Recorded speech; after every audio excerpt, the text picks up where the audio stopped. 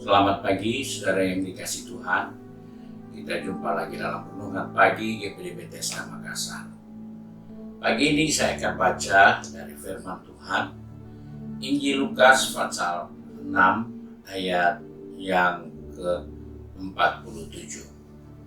Firman Tuhan berkata sebagai berikut. Setiap orang yang datang kepadaku dan mendengarkan perkataanku serta melakukannya, aku akan menyatakan kepadamu dengan siapa ia dapat disamakan. Puji Tuhan, kita baru saja membaca nasihat firman Tuhan tentang bagaimana kehidupan ini yang dikatakan oleh firman Tuhan tadi, kita dapat disamakan. Dengan kata lain, kita dapat dijadikan seperti perumpamaan. Dan hal inilah yang harus menjadi perhatian dari setiap orang yang mendengar firman Tuhan.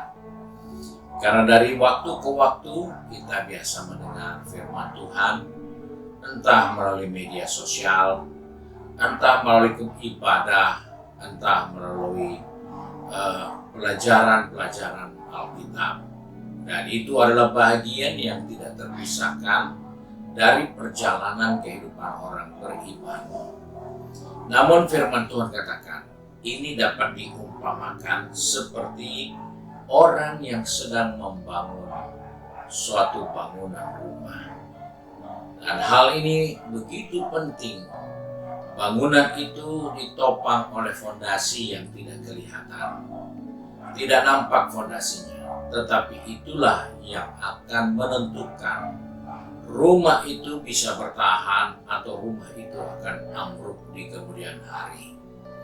Secara fisik, secara kasat mata, kita hanya melihat bangunan yang sudah berdiri.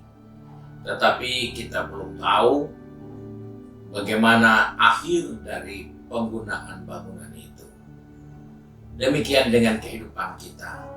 Kita seringkali bisa menjumpai orang-orang yang setia beribadah, mencari Tuhan, namun itu bukanlah dapat dibuktikan sebagai suatu kehidupan yang menjadi kuat atau dasar fondasi yang benar.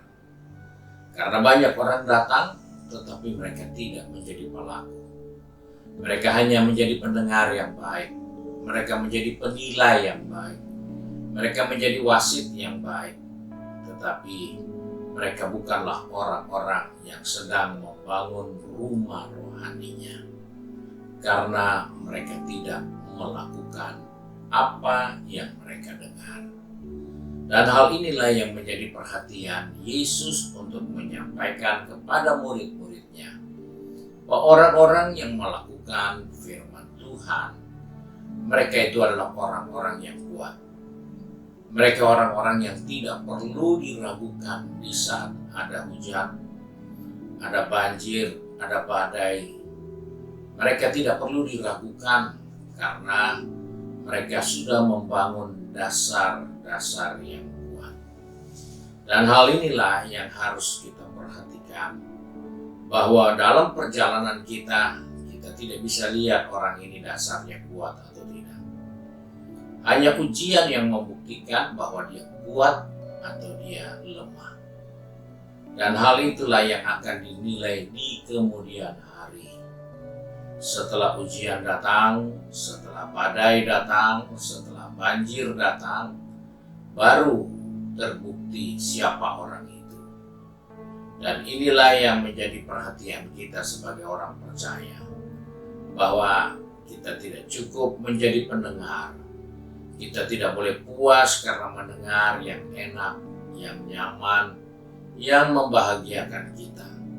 Tapi biarlah yang kita dengar itu kita lakukan dalam kehidupan kita. Karena itulah yang akan membuat kita berbahagia. Di tengah badai, di tengah topan, di tengah banjir sekalipun, kita aman karena dasar kita kuat. Ini yang menjadi perhatian Tuhan untuk kita sebagai orang percaya.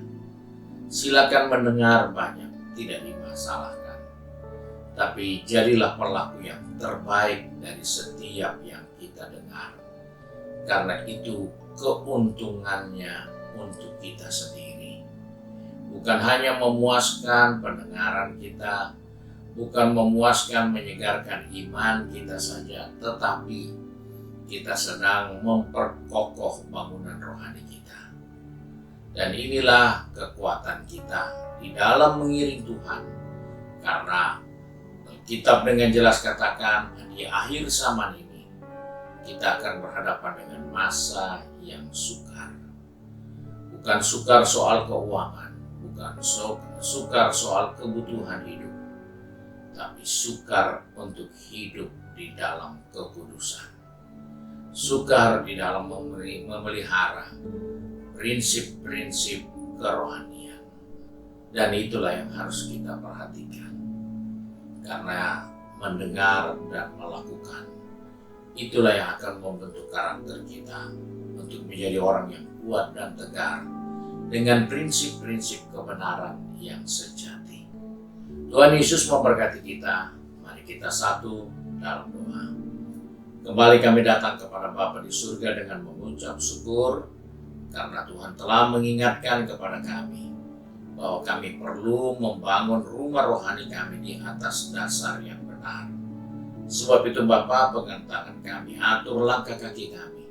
Anak-anakmu yang sudah pergi bekerja, berbisnis, studi, maupun sudah sibuk dengan kegiatan di rumah tangga masing-masing. Ingatkan kami supaya setiap kebenaran firman Tuhan yang kami dengar, kami renungkan dan kami lakukan dalam kehidupan kami. Agar itu akan memperkuat bangunan rohani kami. Itu yang akan membuat kami tetap kokoh di tengah badai, di tengah ujian, di tengah masalah. Kami tetap kuat bersama-Mu Tuhan. Terima kasih Bapa untuk nasihat firman-Mu pagi hari ini. Sebab itu kami bersyukur dan berdoa di dalam berkat nama Tuhan Yesus Kristus. Haleluya. Amin. Puji Tuhan. Tuhan Yesus memberkati kita dan selamat pagi.